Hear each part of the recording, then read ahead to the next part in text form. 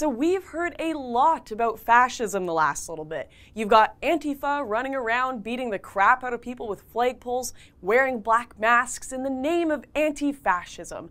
Then you've got the right calling Antifa the real fascists, and then the media calling Trump a fascist, some viewers of the media calling the media a fascist, Democrats are the real fascists, Republicans are the real fascists, and basically everyone is Hitler. Except not actually. In fact, Hitler isn't even really that great of an example of a fascist at all. The reality is, we've all been using the word wrong. Hello, guilty here. Both the left and the right throw the word around to essentially refer to anyone they don't like. A puppy chewed my homework.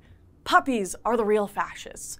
We're all having a dance party on the grave of the word fascism, and a bunch of old Italian philosophers are crying over a bottle of wine as we justify our misuse of their ideology by citing our college arts degrees and Wikipedia. The left tend to use the word fascist to refer to anyone to the right of Marx, while the right, well, they at the very least tend to reserve the word to describe people who use violence or force to silence political opponents. Both definitions are sorely mistaken, though. Before we get into what fascism actually is, let's discuss what it isn't. Fascism is not an ideology about throwing people into gas chambers, hating other races, and being on the right. And it certainly was not created by this man. And most definitely is not being perpetuated today by this man. In fact, being a gay, freedom-loving, rather libertarian guy is quite close to the opposite of a fascist. Fascism is an ideology focused around the idea that the vast majority of people need strict laws and guidance and far less freedom of choice in order to function properly and live fulfilling and meaningful lives. In fascism, people do have the right to exist, but need both societal and moral guidance, both formal and informal. The idea was definitely not coined by Adolf Hitler, but instead by a bunch of rather peaceful, somewhat nutty, but thoughtful philosophers from the late 1700s to 1900s. Some argue that British philosopher Thomas Carlyle is the true father of fascism. Carlyle watched as liberal principles swept the West, offering the vote and control of the government to wider ranges of people, and saw this as a destruction of natural hierarchy and the natural rules that appeared in society before. And he believed that if these rules totally disappeared, civilized society would unravel along with them. Others would focus on the Italian fascist movement, which is actually where the word fascist derives from, fascismo. Italy came out with philosophers Giovanni Gentile, Gabriele D'Annunzio, and Julius Evola, who was more of a critic of the movement, but we'll get into that later. And of course, the infamous Benito Mussolini, who put some of their ideas into practice.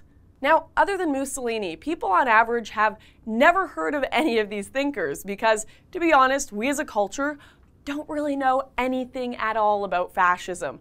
We can hardly define it, and when asked about it, we'll probably just spout off Hitler's name in a staunch tone of disapproval, putting our utter ignorance on display to the world because if you've ever talked to a fascist or read a fascist philosopher, you'd know that Hitler's National Socialism is actually put in a different category than proper fascism.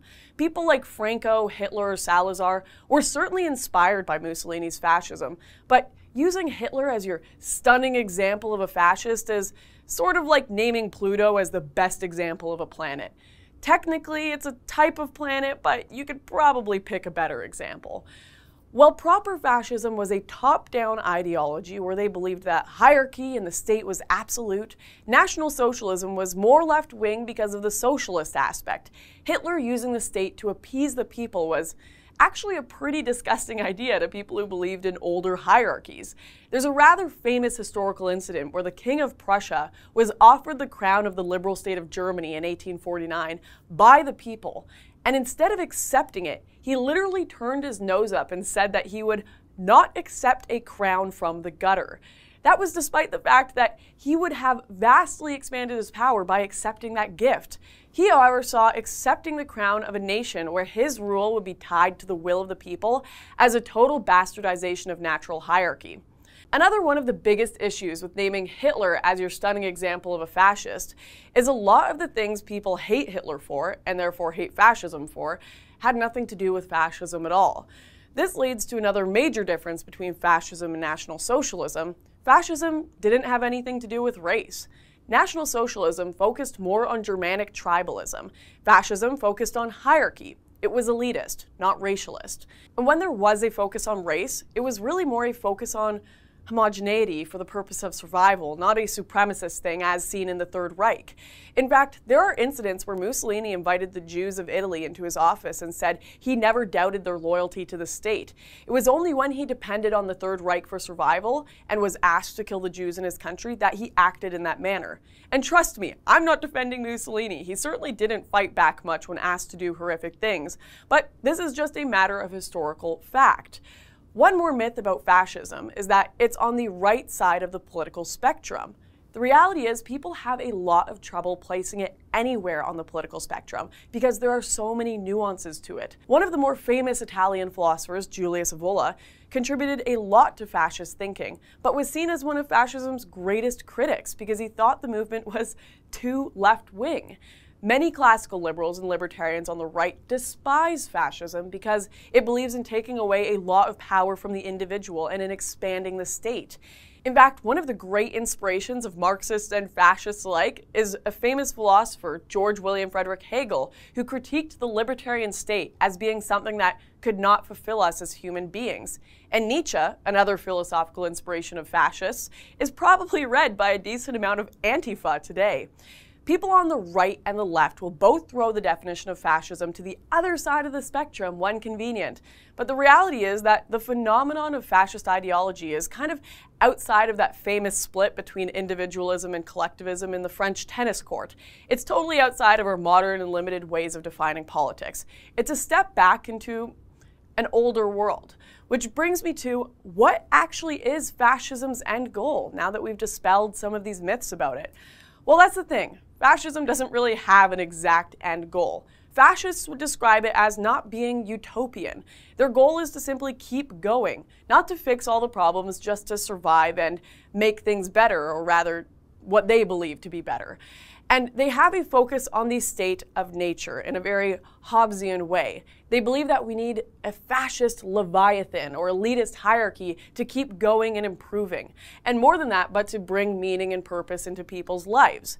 Many fascists would describe their ideology as not being an ideology for today, but one for tomorrow. Now, it took me a bit of time to research this. It took me time to understand this. I've thrown the word fascist back at my political opponents because they pissed me off and because I saw them as the real authoritarians in the situation. But in reality, are Antifa working for a world of harsh tradition based on the principles of nature and a strong opposition to communism? Definitely not. They're running around creating 72,000 new genders every week trying to bastardize nature to an extent I didn't even know was humanly possible.